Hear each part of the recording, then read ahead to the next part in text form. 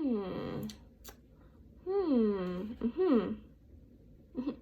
Oh, hey there, second grade. Sorry, I just started a new book and I got stuck on a word, so I was looking for context clues to help me define it. What? Did you just say you don't know what context clues are? We have a lot ahead of us. Let's get started. All right, second grade. So first things first, let's define context clues. Context clues are when you use information in a sentence or a story to help you figure out the meaning of a word.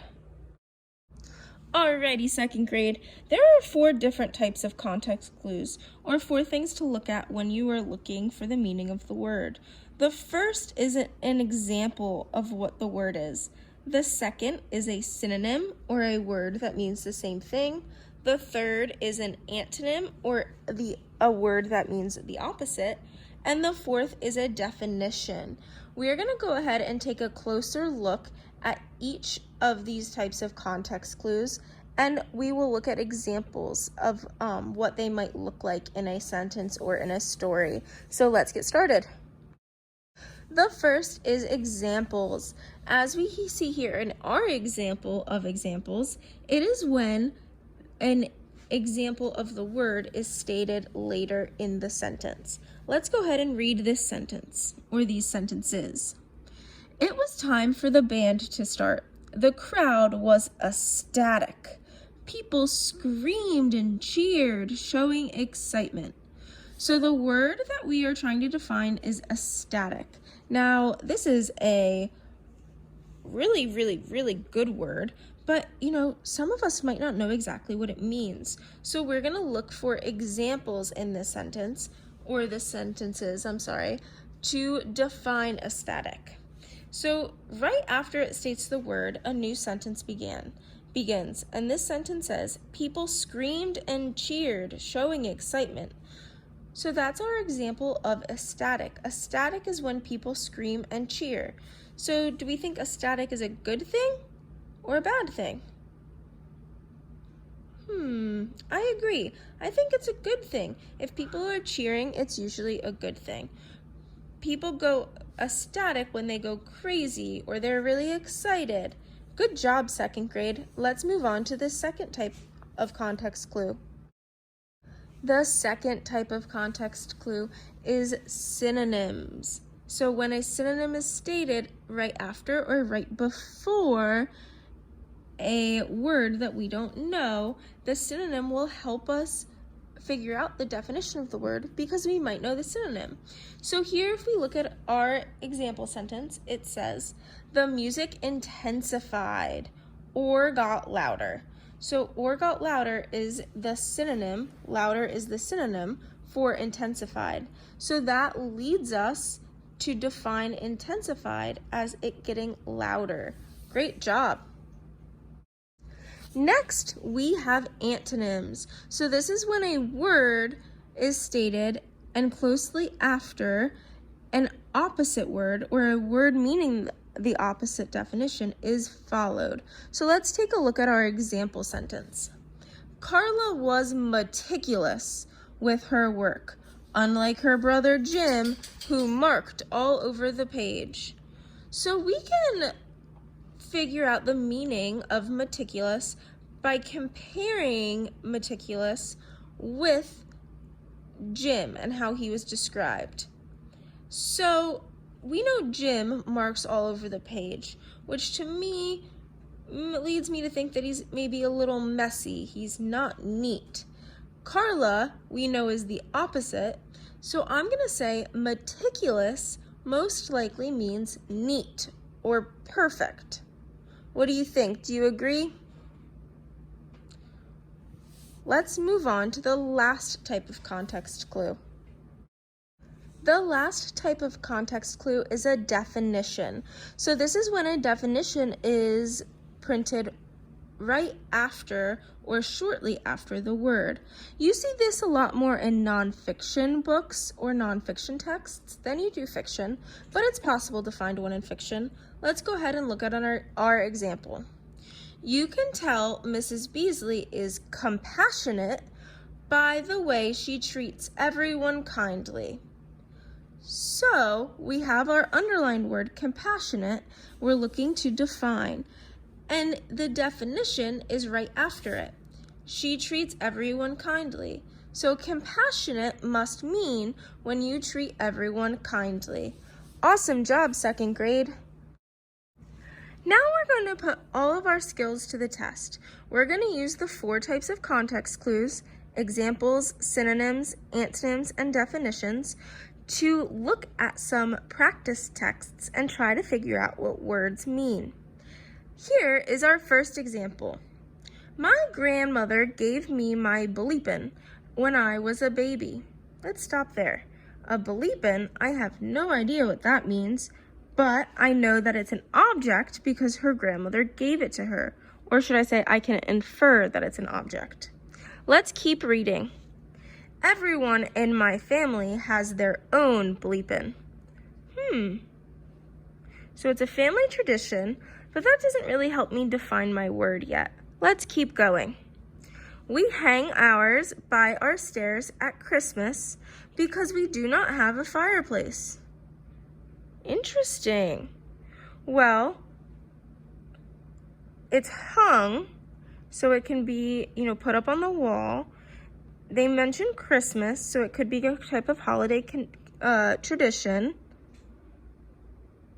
I'm sensing a connection between the word fireplace and the word Christmas because I hang a stocking by the fireplace during Christmas time. Let's finish our story to see if we can define bleepin'.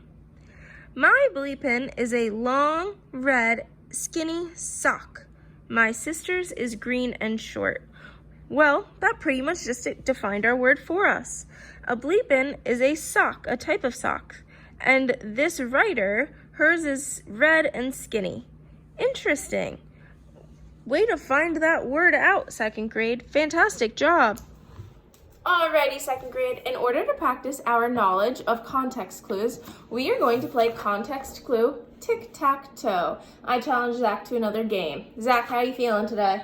I'm feeling competitive and I'm feeling confident. Let's do this, second grade. Some great words there. So, how do you play?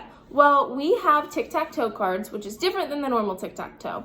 And on each card, there's a bolded word. So you're going to read the sentence and then use your knowledge of context clues to figure out what the bolded word means. Now, the answer's on the back to check yourself.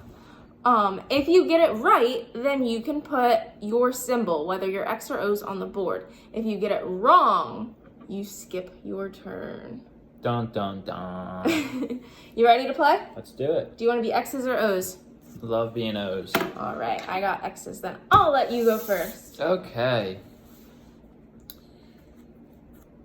The smell from the living room was very foul until my mom sprayed air freshener. So what do I say with the word? What I think the word means? Yep. So you have to figure out what the word foul means using context clues. Well, based off smell from the living room, I know that it's a certain scent, and then sprayed air freshener. So air freshener cleans up bad scent. So I'm gonna say foul is bad or smelly.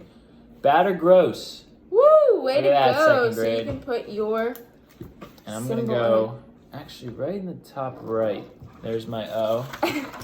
Okay, guys? All right, let's see. It's actually a little faded. Let me fill that in. After the bird escaped, Chris tried to coax it back into the cage, but it was hard to persuade it. Well, I know one type of context clue is examples. There's also definition. I think there's a little bit of a mix in here. So I see the word coax, and then after I see the word persuade, but it was hard to persuade it. So I'm going to say that coax and persuade mean the same thing. Persuade or convince. Woo! We got one. Let's go. That's context clues, second grade. Go ahead. I'm going to go right in the center. Oh. Okay. Professional athletes must stay in great shape. They seldom or hardly eat junk food. Oh, And the word, if you can guess second grade, is seldom. So based off the context clues, they're talking about how athletes are in really good shape, and they say they hardly eat junk food. So I'm assuming seldom means hardly, so barely, not often, or not ever. Hardly. Way to go, Zach. Look at that. We know in second grade that one type or form of context clues is defining the word right after. And here it does say seldom or hardly. So it defines seldom for you. I think that was an easy one. All right. Let's see. The judge questioned the witness, but he sat silent and declined to answer. So if I'm asked a question and I sit silent, that means that I choose not to answer. So I'm going to say declined means to refuse to answer or to refuse. I think you hit the nail on the head there. Let's check. To refuse to. Very good. I'm going to start making my two. Gonna go right up there at the top. Well, second grade, it looks like I already won. As long as I get the answer right. I don't know. I'm a little worried about him second grade. The bird was perched up on a branch looking down at the people below. Ooh, and the word is perched. So from the context clues I got here, the bird is perched up on a branch with the word up after perched and then looking down. I'm assuming that the bird is high up on the branch, looking down on the people. So go ahead. Go ahead. So what do you think the word perched means? The word perched, I would say located or sitting. Let's look. Sitting up or at rest. Rats! Look at that.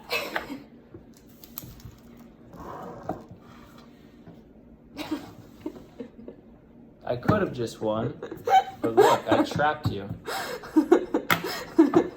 All right, so let's go ahead because he had a lapse of judgment. We have a little messy tic-tac-toe game going here. The ballet dancer moved with elegance and grace across the stage. Ooh. Well, here, our context clues tells me that elegance is related to grace because they say they moved with elegance and grace across the stage. And I've actually heard the word elegance used to define like beauty before. So I'm gonna say elegance means like grace or beautiful, or maybe like, a swan is often defined as elegant, so maybe like smooth. Mm-hmm. Check me. Grace or smooth? Woo! And that, my friend, is 3 in a row. Give me some knuckles. Looks like I lost, guys. Maybe next time. Have a great time playing this game if you play it. I had a lot of fun. I had so much fun, and I hope you do too. Alrighty, friends. So that about wraps up our lesson on context clues. So it's time to take a look back at our I can statement and see if you can do it. So if you think that you can use surrounding words in a sentence to help you determine the meaning of a word you don't know, then you can check off today's I can statement. By using the 4 different types of context clues in a sentence or in a story, our goal is to figure out words we don't know. Now, this helps us be better readers because it helps with our comprehension and with our fluency. If there's a word we don't know in a sentence, we might be interpreting the sentence wrong. Now, with that, you guys are officially reading detectives. Dun, dun, dun. And speaking of detectives, I have a detective joke for you today to end our lesson. What did the duck detective say to his partner? Let's quack this case.